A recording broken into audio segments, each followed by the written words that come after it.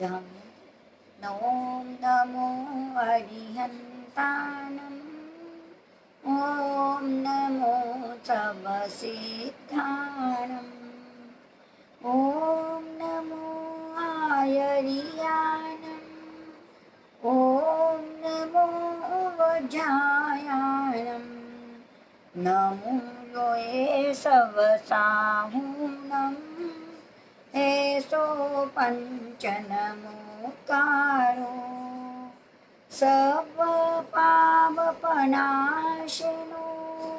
मङ्गलानं च सभ्येसिं परमं हवै मङ्गलम् परमं हवै मङ्गलम् धम्मो मङ्गलमुखितम् अहिंसा संयमो तवो देवा वीतं नमं सन्ति जस धम्मे सयामनो जस धम्मे सयामनो। सर्वप्रथम हम सबकी आस्था के केंद्र प्रभु महावीर को कोटिश वंदन। उन्हीं की आज्ञा में विचरण करने वाले सभी चारित्र आत्माओं को सत सत वंदन। आदरणीय सुश्रावक श्राविकाएं, जय जी।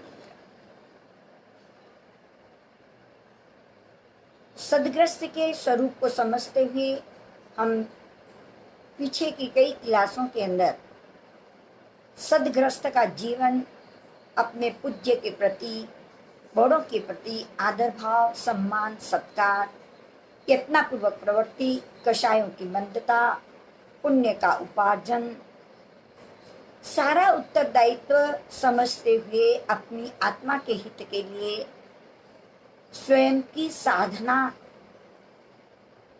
स्वयं को अपने केंद्र बनाकर आराधना करने के लिए भी कुछ प्रयत्न करना होता है। उस साधना के अंदर हमने 14 नियम, 3 मनोरथ का चिंतन, ऋजुता का स्वरूप समझा। समय की आराधना के बारे में हमारा विषय चल रहा है। सामयिक की आराधना में हम उसका फल चाहते हैं, समता। हम जो जो सामयिक करें हमें समता का फल मिले, हमें समता चाहिए, ये फल हमें चाहिए। उसकी आराधना करने के लिए राग द्वेष से रहित आत्मा ही समता को धारण कर सकती है। सामयिक के अंदर हम क्या करें? हम राग द्वेष को कम करने के लिए, द्वेष को कम करने के लिए मैत्री, प्रमोद, कारुण्य और माध्यस्थ भावना का चिंतन से द्वेष कम होता है, द्वेष में शिथिलता आती है, द्वेष मंद बन जाता है। और राग भाव को कम करने के लिए वैराग्यमय 12 भावनाएं, जो 12 अनुप्रेक्षा भी कही जाती है, इससे हमारा राग भाव अलग होता है। 6 भावना, अनित्य भावना, असरण भावना, संसार भावना, एकत्व भावना, अन्यत्व भावना, असुचि भावना, ये 6 भावनाएं संसार से विरक्ति, संसार से वैराग्य की ओर बढ़ाने वाली। और 6 पीछे की जो भावनाएं हैं वे 6 जो अनुप्रेक्षा के रूप में है, वो तत्व की अनुप्रेक्षा, तत्व प्रेरक है, तत्व को जागृत करने वाली है। आश्रव भावना और संबर भावना का स्वरूप हमने समझा। और मंगलवार की क्लास के अंदर भी हमने निर्जरा अनुप्रेक्षा का भी चिंतन किया। निर्जरा अनुप्रेक्षा के अंदर अविपाक निर्जरा, सविपाक निर्जरा, अकाम निर्जरा, सकाम निर्जरा, निरंतर हो रही है निर्जरा, विशेष हम क्या साधना करें और विशेष कर्मों की निर्जरा कैसे करें, इस बारे में हमारा चिंतन चल रहा था। हम आपस में चर्चा कर रहे थे। उस निर्जरा का विशेष लक्ष्य है तप। तप से ही निर्जरा, तपसा निर्जरा च, यानी तप से विशेष निर्जरा होती है। ये आचार्य उमा स्वाति जी ने अपने तत्वार्थ सूत्र, जो आगम सम्यक रूप से आगम का धरातल बना करके जिसकी रचना की गई उसमें तपसा निर्जरा च, यानी तप से निर्जरा भी होती है, तप से संवर भी होता है, ये दोनों बातें बताई। उसी का आधार लेकर के निर्जरानुप्रेक्षा, निर्जरा की अनुप्रेक्षा के अंदर तप और निर्जरा में भिन्नता नहीं है, दोनों अभिन्न ही है, इसलिए हमें तप का स्वरूप समझना होगा। तप स्वार्थ त्याग की कठिन तपस्या बिना खेद जो करते हैं, यानी पंडित जुगल किशोर जी मुख्तार में मेरी भावना के अंदर स्वार्थ त्याग की कठिन तपस्या, तप किसे कहा गया, तो वहाँ तप का स्वरूप बताते हुए अपने स्वार्थ त्याग की कठिन तपस्या, संसार में रहते हुए हम स्वार्थ रूप से अपने जीवन को जीते हैं। पंडित जुगल किशोर जी ने ये बात बताई, हमारे सामने रखी कि स्वार्थ का त्याग करें। जहाँ स्वार्थ का त्याग होता है, निस्वार्थ भाव से जो साधना की जाती है वह तप है, और उस तप की आराधना के साथ जो खेद नहीं करता वो अपने दुखों को दूर करता है। ऐसी सम्यक साधना निस्वार्थ का त्याग। हम कोई भी कार्य स्वार्थ भाव से करते हैं और स्वार्थ भाव से करने के कारण उसमें आसक्त होते होते निम्न गतियों की ओर जाते हैं। तो सबसे बड़ा अगर कोई तप है तो वो स्वार्थ त्याग की कठिन तपस्या है। ऐसी तपस्या, ऐसी आराधना जिसमें स्वार्थ न हो, ऐसी स्वार्थ त्याग की कठिन तपस्या यानी तप जो है वो स्वार्थ रहित होना चाहिए।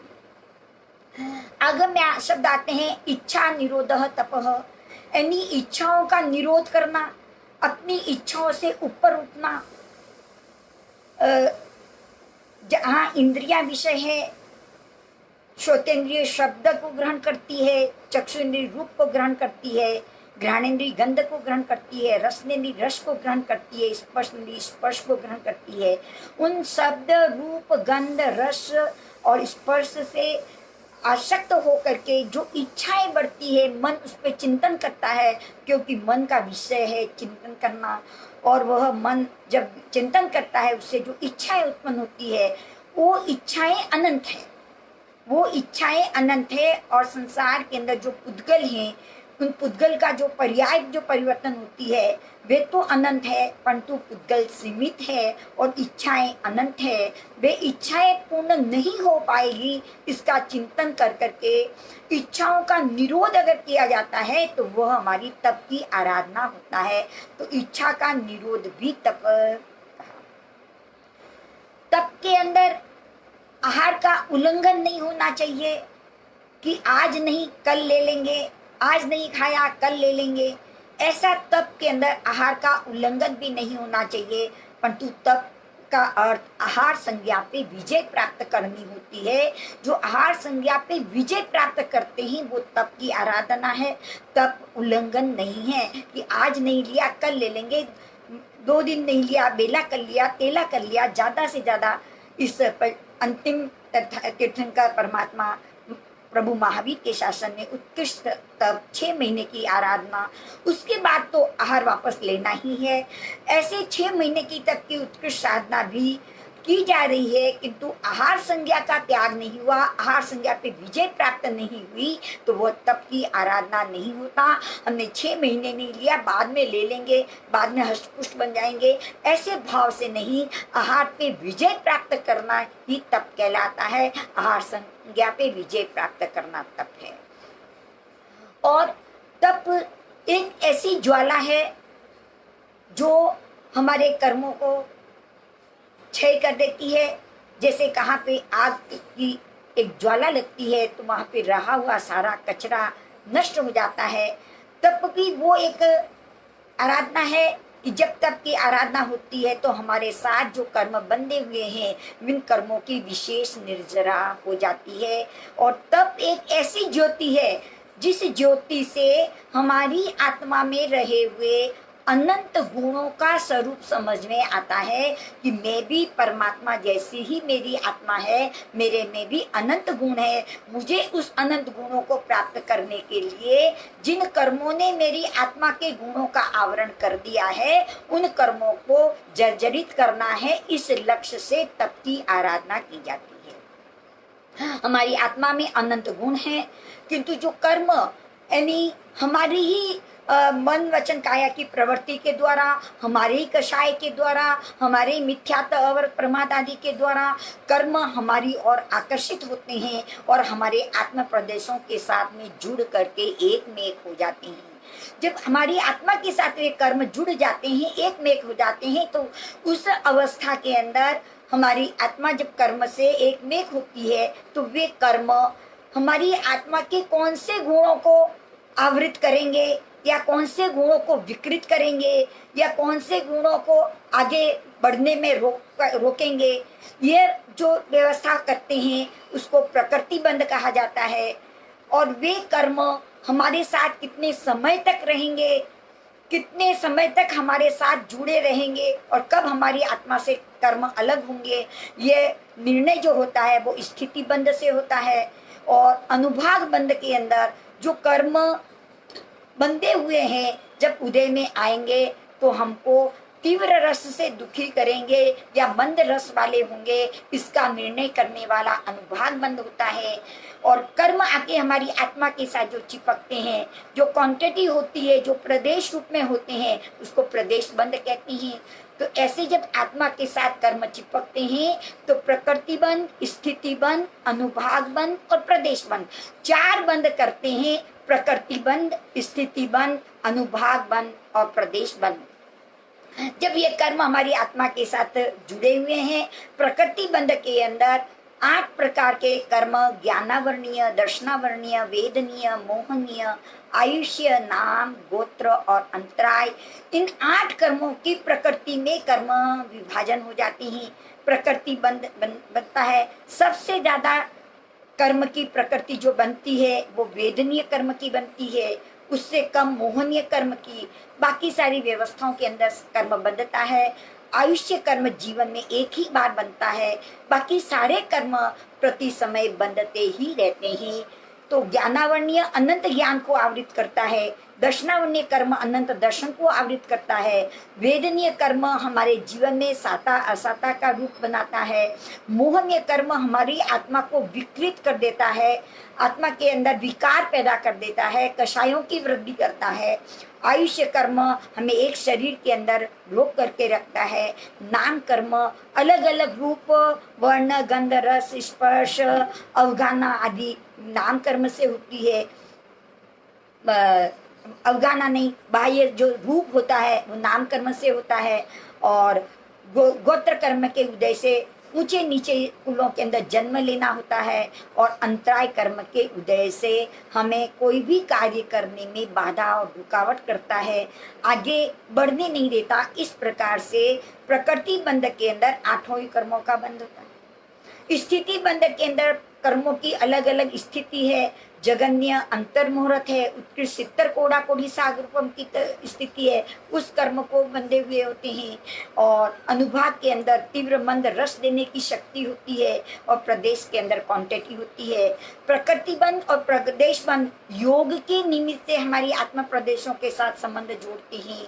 और स्थिति बंध और अनुभाग बंध कषायों के निमित्त से हमारे साथ जुड़ते हैं।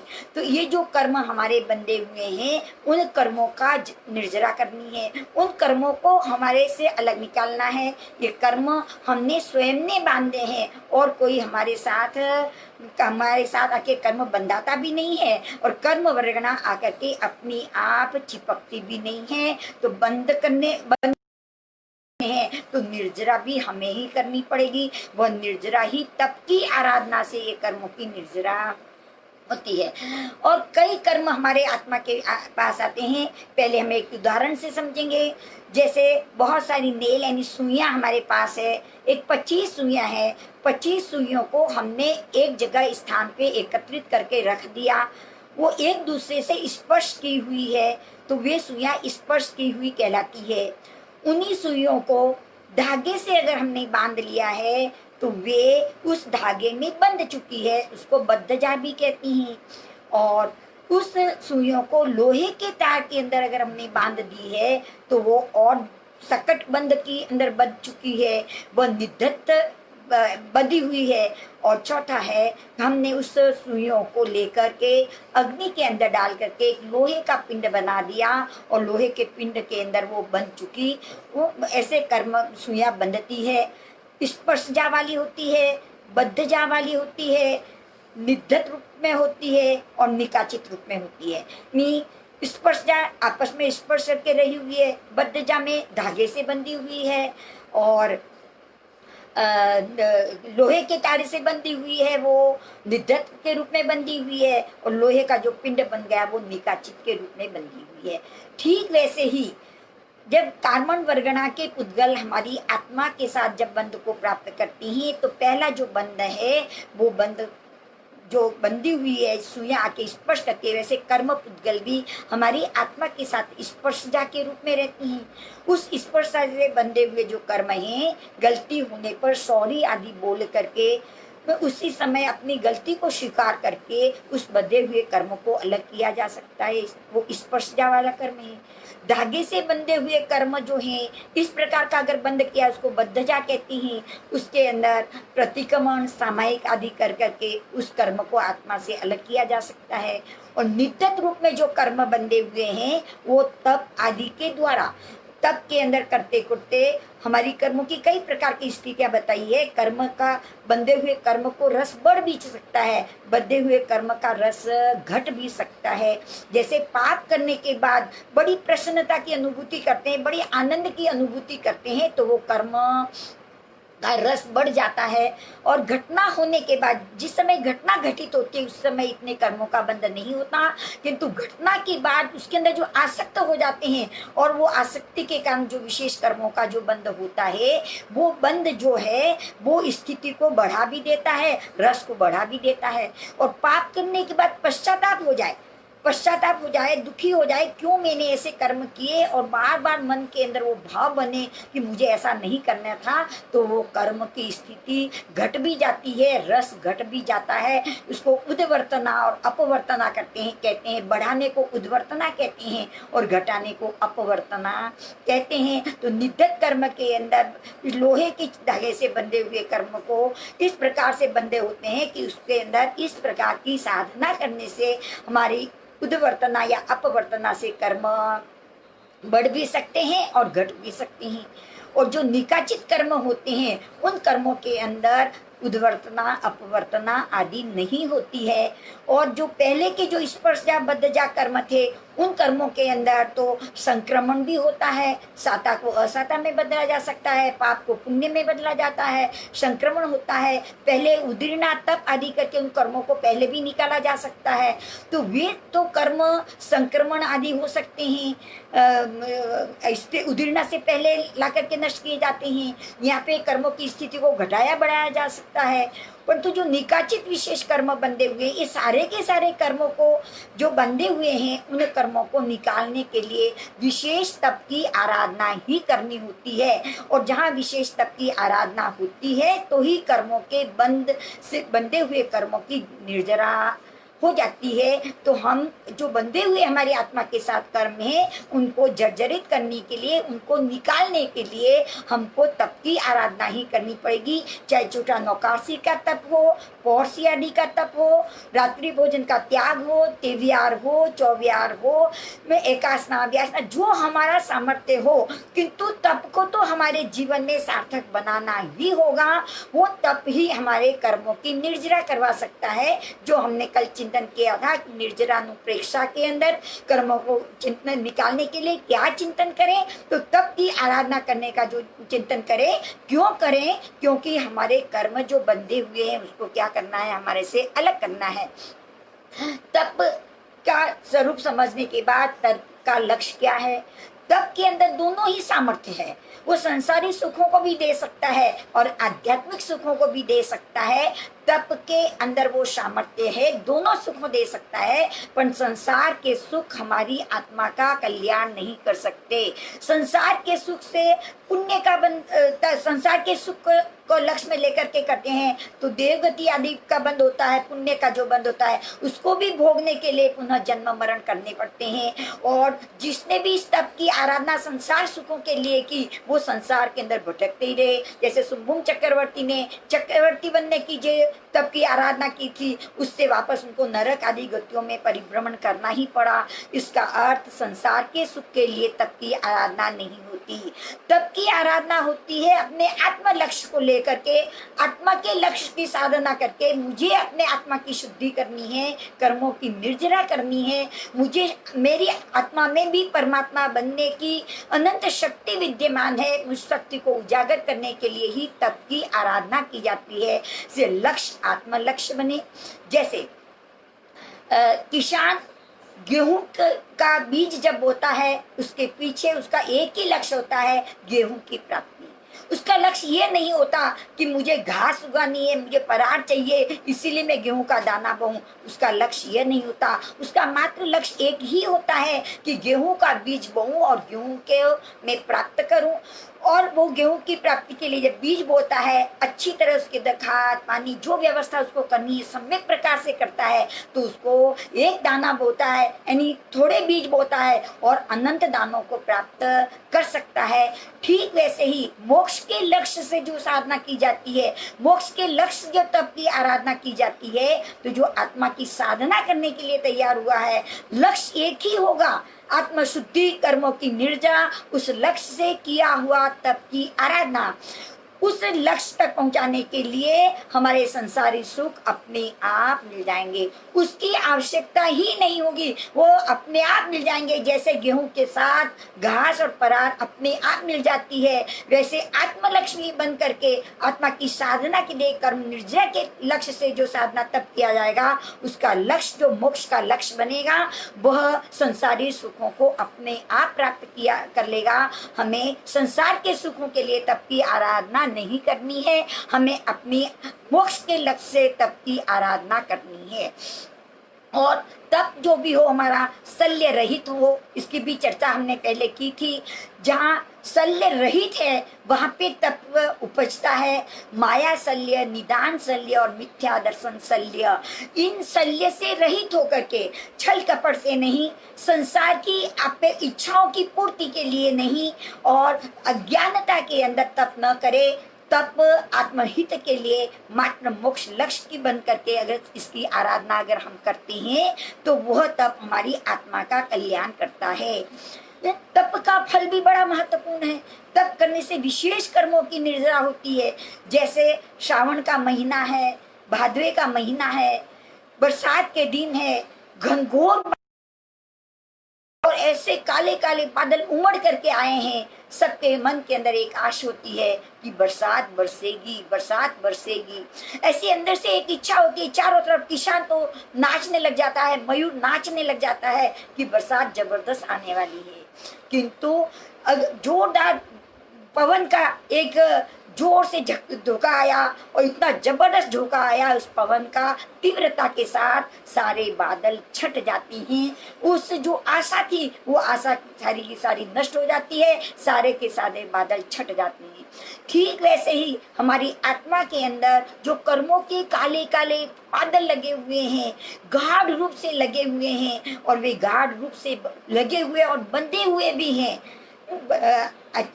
भक्तामर सूत्र के भक्तामर स्तोत्र के अंदर आचार्य मानतुंग जी ने कहा है तो संस्तवेन भव संतति सन्निबद्धम पापम क्षणात क्षय मुपेति शरीर भाजाम। यानी जो कर्म निकट होकर के विशेष बंद रूप से बंधे हुए हैं, परंतु प्रभु आपकी स्तुति करने से सारे पाप क्षण भर के अंदर क्या हो जाते हैं, नाश हो जाते हैं। वैसे ही तप की आराधना करने से भी हमारे जो भोम में बंधे हुए कर्म हैं वे सारे के सारे क्या हो जाते हैं, छट जाते हैं। तप का तूफान आना चाहिए, तप के तूफान से सारे कर्म क्या हो जाते हैं, क्षय हो जाते हैं। तो इसका फल बहुत बड़ा, कर्मों से मुक्ति मिल जाती है। हमारे यहाँ पे धन्ना अणगार की बात आती है। प्रभु ने जब भी तप की आराधना का कोई स्वरूप आया और उदाहरण दिया तो धन्ना के गुणगान किए। धन्ना अणगार ने तप की आराधना की, बेले बेले तप की आराधना में पारने के दिन आयम्बिल मुट्ठी भर छना आदि लेकर के ही पारना। ऐसे 9 महीने तक उत्कृष्ट भावों से कर्मों की विशेष निर्जरा के लिए जो साधना की, तो 9 महीने के अंदर उन्होंने वो फल पाया कि सर्वास्त्र विमान के देव बन गए और एक भोग करके मोक्ष को प्राप्त कर लेंगे। तो तप का फल सिर्फ 9 महीने की तप की आराधना एका भवतारी बना देती है। इतनी ताकत इस तप के अंदर है। प्रभु महावीर ने 12.5 साल तक साधना की और उस उत्कृष्ट साधना से उन्होंने केवल ज्ञान, केवल दर्शन को प्राप्त किया। तो तप का तो फल ही बहुत बड़ा महत्वपूर्ण है। तप को तो वंदन करते हैं, तप करने वाले के तो देवता भी आकर के नमन करते हैं। ऐसा तप का विशेष महत्व है। तप से सिद्धियां भी प्राप्त होती है। जब तप की आराधना जीव करता है तो बहुत सारी सिद्धियां प्राप्त करता है। सिंह की गुफा में रह करके हमारे आचार्य भगवंतों के शिष्यों ने सिंह की गुफा पर रह करके 4 महीने की तप की आराधना, 24 तप की आराधना, सिंह की गुफा पे खड़े रह करके अपने आनंद में अपने आत्मरमणता करके तप की आराधना की। सांप की बांबी पे खड़े रह करके 4 महीने की तपस्या करके अपने आत्मा में रमण किया, अपनी आत्मा की उज्जवलता के लिए किया। 4 महीने कुएं की पाल पे खड़े रह करके तप की आराधना की। उस तप की आराधना के अंदर कितने जानवर जंगलों के अंदर उनके पास आए होंगे, किंतु उनको उस तप की इतनी सिद्धियां प्राप्त हो चुकी थी कि वे तप की आराधना से वे जानवर, पशु पक्षी जो आते थे वे स्वयं भी भयभीत नहीं होते थे। उनके तप की महिमा का ही ये कारण है कि उनके अंदर वो आराधना से वो सम्यक बोध हो जाता है, वो वैराग्य भाव, विरक्ति आ जाती है। किसी जानवर, पशु आदि से उनका द्वेष भावना नहीं रहती है, राग भावना नहीं रहती है और वे अभय बन करके उनके पास में 4 महीने तक बैठे रहते हैं। इसका अर्थ तप से ऐसी सिद्धियां भी प्राप्त होती है। और तप एक ऐसा चुंबक है, जैसे चुंबक दूर पड़े लोहे को अपनी ओर आकर्षित कर लेता है, अपनी ओर खींच लेता है। तप भी एक ऐसा ही चुंबक है जो हमारा पुण्य का उदय जब बाद में होने वाला है, उन पुण्य उदय को ला करके हमारे जो मनोरथ है, हमारे जो त्याग की भावना है, उस मनोरथ को भी प्रबल मजबूत बना देता है। तो तप के अंदर चुंबक की शक्ति भी है कि जिस चुंबक से पुण्य प्रकृतियों को लेकर के त्याग की भावना बना करके साधु व्रत, महाव्रत, श्रावक आदि व्रतों को भी धारण करवा लेता है। ऐसा चुंबकीय है ये तप। तप के अंदर चुंबक जैसी खींचने की, अपनी ओर आकर्षण करने की ताकत, यानी की ओर आने की, आकर्षण करने की शक्ति भी है। छोटा से तप के अंदर भी मोक्ष प्रदान करने की शक्ति है। छोटा से तप की आराधना भी हमें मोक्ष तप की आराधना की ओर आगे ले जाती है। इतनी तप की महिमा है। और हमारे उत्तरादेश सूत्र के अंदर 30वें अध्ययन तपो मार्ग के अंदर तो बताया है, भव कोटि संचयम कम्मम तवसा निज्जरी जयी।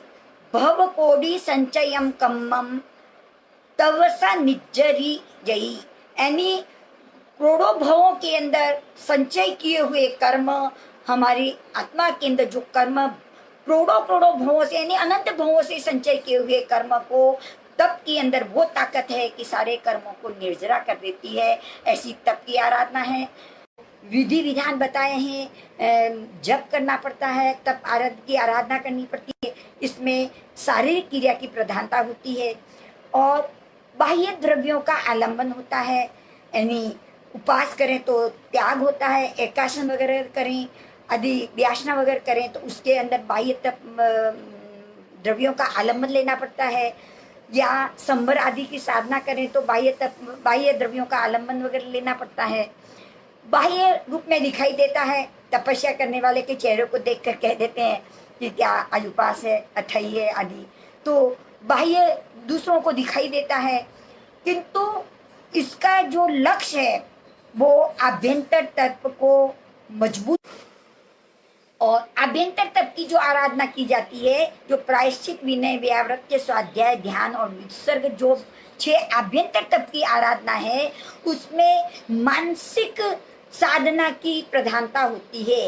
मन के अंदर जो भाव चल रहे हैं उनकी शुद्धिकरण करने के लिए मानसिक साधना की प्रधानता होती है। कषायों से निवृत्त होने के लिए, विषय और विकारों से हटने के लिए, मन जो असाता दुख का कारण, मन जो असाता के अंदर आर्ध्यान बोध ध्यान के अंदर चला जाता है, उसको अपनी ओर किस प्रकार से लाना, ऐसे मानसिक साधना की प्रधानता होती है। उसमें बाह्य द्रव्यों का कोई आलंबन नहीं होता है, जो दूसरों को नहीं दिखाई देता है। हम अंदर जो प्रायश्चित आगे करते हैं, हमारे विनय के भाव वगैरह होते हैं, वे दूसरों को दिखाई नहीं देते हैं। और इसमें वितरागता की पुष्टि कैसे हो, वितरागता की वृद्धि कैसे हो, इस आभ्यंतर तप के अंदर वितरागता के मार्ग की ओर आगे बढ़ने के लिए किया जाता है। तो ये बाह्य रूप से नहीं दिखाई देता, ये भीतर के अंदर परिवर्तन की स्थिति बनाता है, इसलिए इसको आभ्यंतर तप के अंदर लिया गया है और इन 6 को बाह्य तपों के अंदर लिया गया है। पर दोनों ही आत्मशुद्धि की ओर ही जागृत करते हैं, आत्मशुद्धि की ओर ही हमको ले जाते हैं। आत्मशुद्धि का ही महत्व विशेष होता है। बाह्य तप के अंदर पहला है अनशन। अनशन का सीधा सा अर्थ होता है उपवास। उपवास के अंदर संसार के जितने भी उपभोग करने के जो पदार्थ हैं, उन सबको 4 भागों में विभाजन किया है। अश्नम, पाणम, खाइमम और साइमम।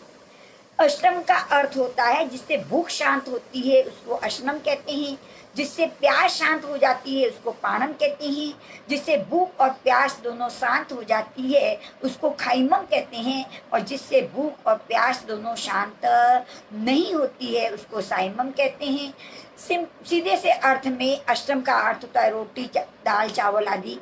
पाणम का अर्थ होता है पानी। खाइमम का अर्थ होता है फ्रूट, जूस आदि। और साइमम का अर्थ होता है विजय प्राप्त करता है, आहार संज्ञा पे विजय प्राप्त करता है और आहार के प्रति जो राग भाव है उस राग भाव का नाश करता है। यानी उपवास आदि जो बाह्य तप है, उस तप की आराधना करने से भी हमारे भीतर में आहार संज्ञा पे विजय प्राप्त होती है, जो हमें मोक्ष मार्ग आत्मशुद्धि की ओर आगे बढ़ाती है।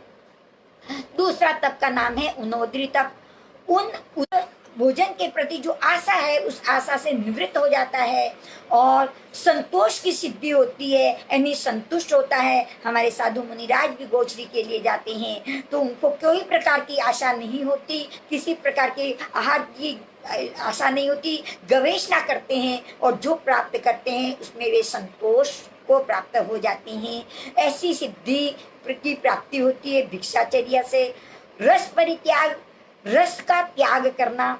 ऐसे 6 प्रकार के रस भी बताए हैं, तीखा, कड़वा, कसेला, खट्टा, मीठा और नमक का खारा। किंतु हमारे यहाँ पे रस परित्याग की बात के अंदर 5 विषय लिए हैं, दूध, दही, घी, तेल, मीठा। इन 5 विषयों का त्याग, 5 विषयों का त्याग करने से, क्योंकि ये हमारे शरीर के अंदर विकृतियां पैदा करते हैं और इस प्रकार की विकृतियां पैदा करते हैं कि हमें कषायों की वृत्ति कराते हैं, भोग की वृत्ति कराते हैं।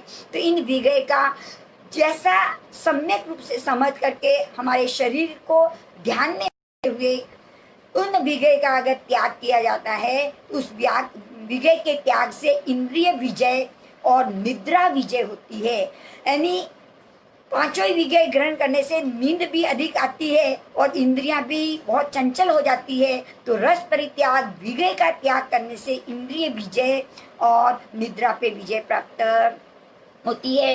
काय क्लेश तप, आत्मशुद्धि के लिए काया को क्लेशित करना, यानी वैसे ही शरीर को तपाए बिना आत्मा का निखार नहीं आ सकता।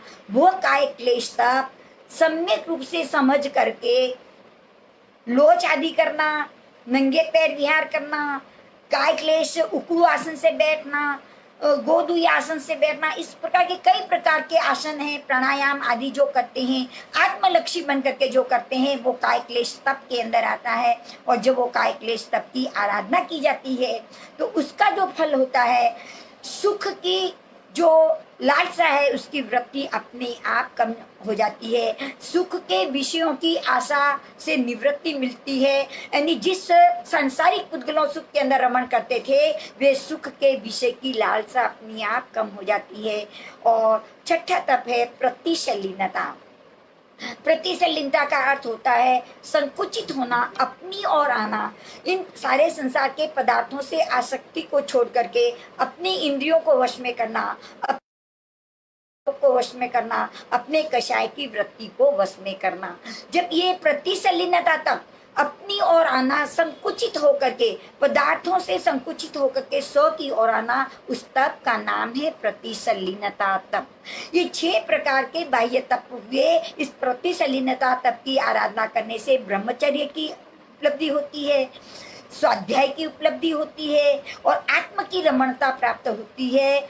इस प्रकार से जो 6 बाह्य तप बताए, अनशन, उनोद्री, भिक्षाचर्या, रस परित्याग, काय क्लेश और प्रतिशलीनता। उनोद्री का भूख से कुछ कम खाना है, रस भिक्षाचर्या के अंदर 14 नियम आदि लेना है, रस परित्याग के अंदर विजय आदि का त्याग करना है, काय क्लेश यानी एक आसन पे विजय प्राप्त करनी है और प्रतिशलीनता में इंद्रिय और कषायों और योगों है। ये जो 6 तप बताए, ये सारी तप की आराधना करने का प्रमुख जो है वो है प्रतिशलीनता तप। प्रतिशलीनता तप इन 5 तप का एक आधारशिला है।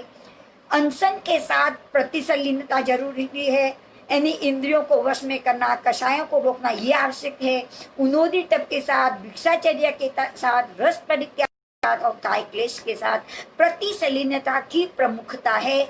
जहाँ प्रतिशलीनता है वहां पे बाकी तप की आराधना सम्यक प्रकार से हो सकती है। इसलिए 6 तप का विशेष महत्व। अनशन से उनोद्री में ज्यादा निर्जरा, उनोद्री से भिक्षाचर्या में ज्यादा निर्जरा, भिक्षाचर्या से रस परित्याग में, रस परित्याग से काय क्लेश में और काय क्लेश से प्रतिशलीनता में विशेष निर्जरा का कारण होता है, विशेष कर्म का क्षय होता है।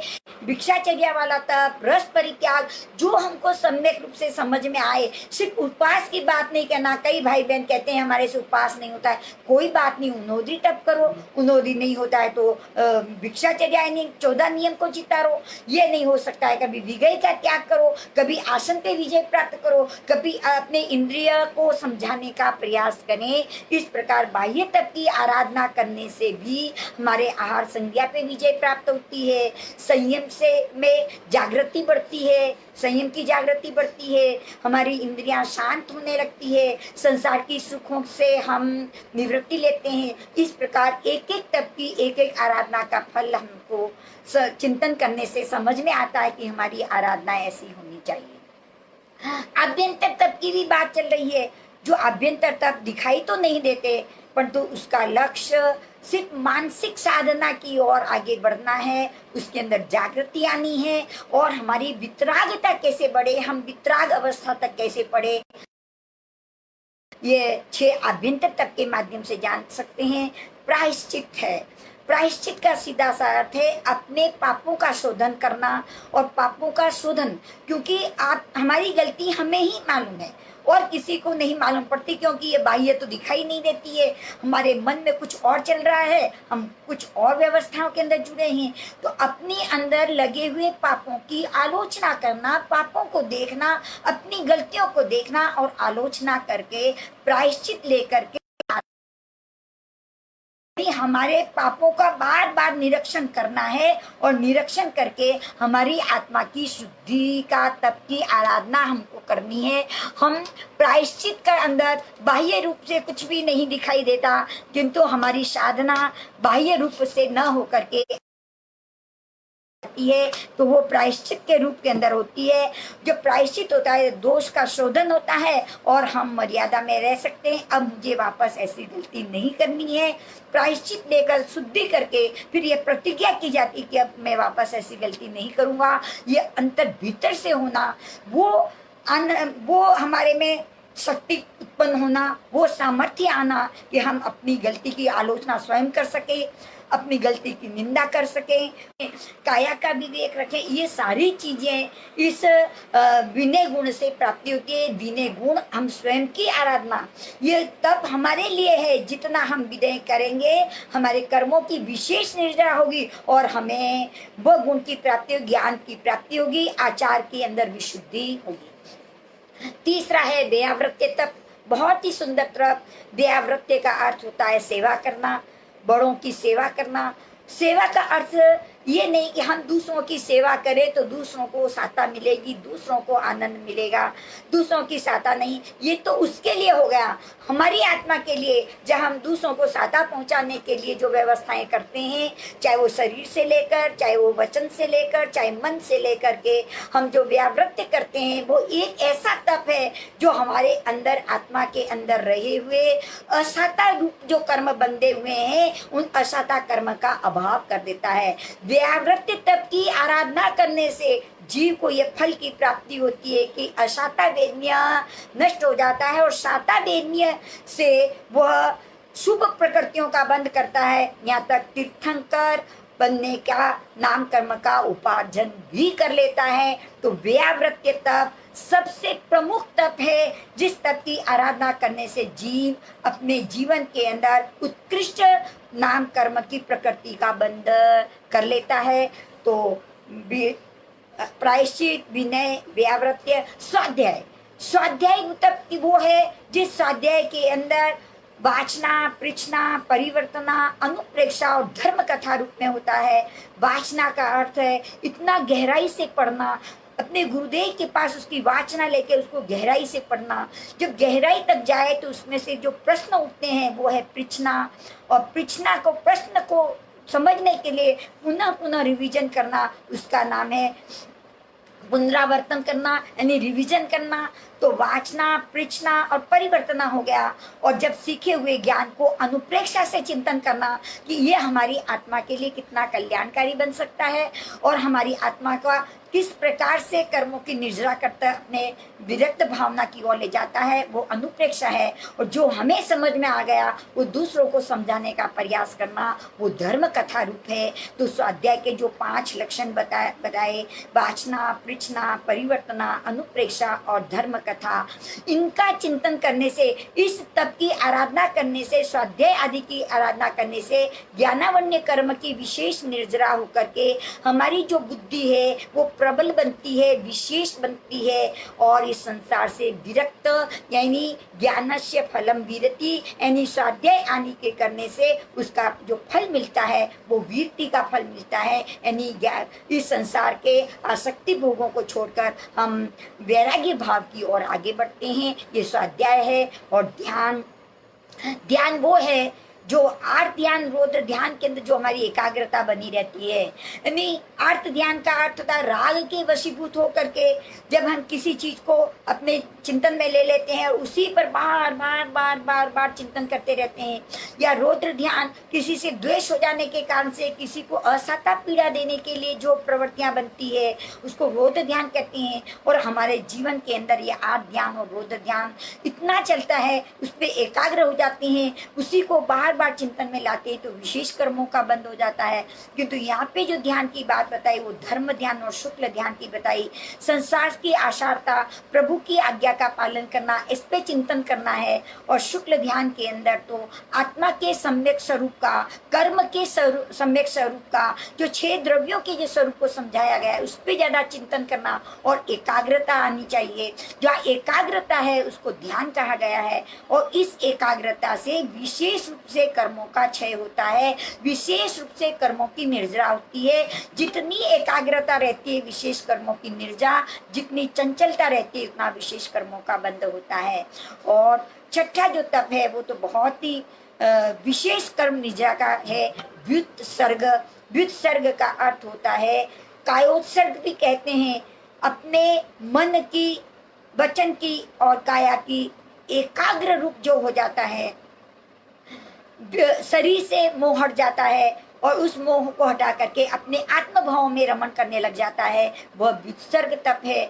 व्युत्सर्ग तप की आराधना करने से वह जीव निर्भय बन जाता है, भय से रहित हो जाता है। क्या भय है इस संसार के अंदर?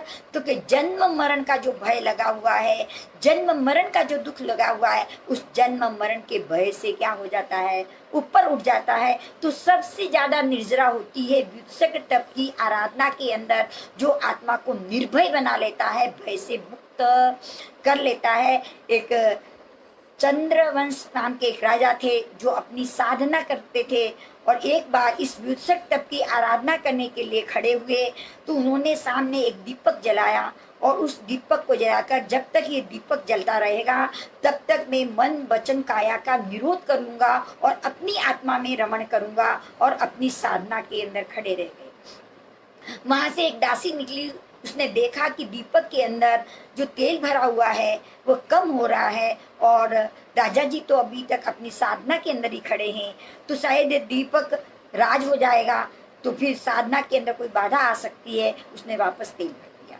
अब वो साधना तो उसके लिए 2-4 घंटे की थी, किंतु और तेल भर दिया तो भी अपनी आत्मभाव में रमण, न काया की चंचलता, न वचन की चंचलता, और न मन की चंचलता। जो मन के अंदर जो चंचलता है वो चंचलता सारी शांत हो गई। अब वो तेल और 8 घंटे तक चला। फिर दासी वहां से निकली कि शायद राजा अपनी साधना के अंदर बैठे हुए हैं, ये दीपक बुझ गया तो सारी उनकी साधना के अंदर कोई बाधक तो नहीं बन जाए, और तेल डाल दिया। ऐसे करते करते 12 घंटे 24 घंटे तक उस साधना के अंदर शांत रहे। पर व्युत्सर्ग की साधना इतनी जबरदस्त हुई, उस व्युत्सर्ग की साधना के अंदर प्रायश्चित, विनय, व्यावृत्य, स्वाध्याय, ध्यान, सारे के सारे तप का उसके अंदर समावेश हो गया। वे अपनी साधना के अंदर जब खड़े रहे तो प्रायश्चित रूप में ये उस दासी पे उनको किसी प्रकार का क्रोध या कुछ नहीं हुआ। अपना ही प्रायश्चित, मेरे ही कर्म, मैंने ही कर्म बांधे, मुझे उससे अलग होना है, प्रायश्चित चला गया। विनय, भगवान ने बताया, इस भगवान के प्रति विनय, भगवान के साधना के प्रति आदर, व्यावृत्ति के भाव, स्वाध्याय, उस सारे जीवन को स्व के अध्ययन से जोड़ा। ये सारी चीजें सुन करके जब हम अपनी आत्मा के साथ जोड़ते हैं तो वो स्व का अध्याय यानी स्वाध्याय बनता है। उन्होंने उसे स्वाध्याय बना दिया। ध्यान की एकाग्रता बढ़ती गई।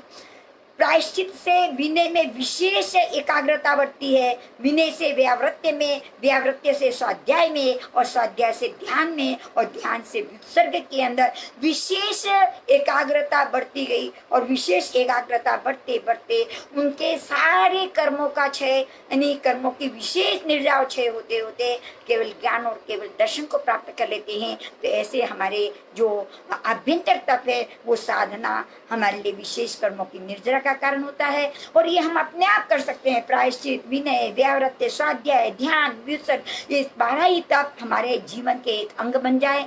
जैसे हमारे शरीर के सारे अंग है वैसे ही हमारी आत्मा के एक अंग बन जाए, हमारी साधना के अंग बन जाए, तो निश्चय हम उस मार्ग की ओर आगे बढ़ सकते हैं। इसमें विशेष निर्जरा का कारण समय हो जाने के कारण से कल हम इसको और समझने का प्रयास करेंगे कि कैसे कैसे हम आगे बढ़ते हैं तो हमारे कैसे कैसे विशेष निर्जरा होती है। तो आज की चर्चा के अंदर हमने तप को विशिष्ट अपने सेंट्रल पॉइंट बनाया, और उस तप को लेकर के हमारी निर्जरा अनुप्रेक्षा किस प्रकार हो इसका हमने चिंतन किया। ये सारा चिंतन में की चर्चा करते हुए जिन वाणी के विपरीत बोलने में, पढ़ने में या कहने में आया हो तो सहज दिल से मैं उसका मिच्छामि दुक्कड़म कहती हूँ। और आप सबको बहुत बहुत धन्यवाद, जिसको सुन करके हम स्वयं अपनी अपनी आत्मा का कल्याण करें। इन्हीं मंगलमय भावनाओं के साथ मंगलिक पाठ गुरुदेव की आज्ञा से चत्तारी मंगलम अरिहंता मंगलम सिद्धा मंगलम साहू मंगलम केरली प्रणयतो धम्मो मंगलम। चत्तारी लुगुत्तमा अरिहंता लुगुत्तमा सिद्धा लुगुत्तमा साहू लुगुत्तमा केरली प्रणयतो धम्मो लुगुत्तमो। चत्तारी शरणं पवज्जामि अरिहंते शरणं पवज्जामि सिद्धे शरणं पवज्जामि साहू शरणं पवज्जामि केरली प्रणयतम धम्मम शरणं पवज्जामि। अरिहंता जी को शरणो, सिद्धा जी को शरणो, साधु जी को शरणो, केवली प्रविदया धर्म को शरणो। ये 4 शरणा दुख हरना और न सरना को, जो भव्य प्राणी आदरे तो अक्षय अमर पद होए। ये मंगल पाठ मेरी आत्मा को मंगल करने वाला, मैं स्वयं दूसरों के लिए मंगल बनूं। इन्हीं मंगलमय भावनाओं के साथ जय जिनेन्द्र।